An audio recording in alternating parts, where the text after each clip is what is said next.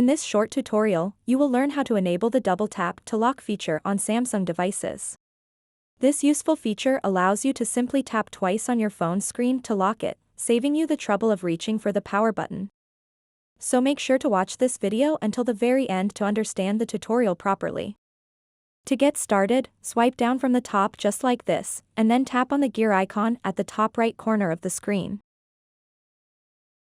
Once you are on the settings page, scroll down until you see an option called Advanced Features.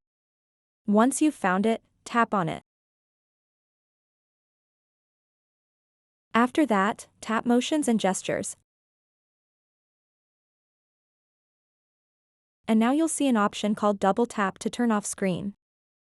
Double tap an empty space on the home or lock screen.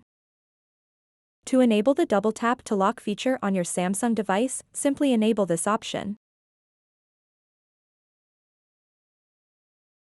So that wraps up this tutorial. If you have any questions about this whole process, please let me know in the comments section below. And if this video helped you out, please give it a big thumbs up and subscribe to this channel for more tutorial videos like this one. Thank you so much for watching and have a good day.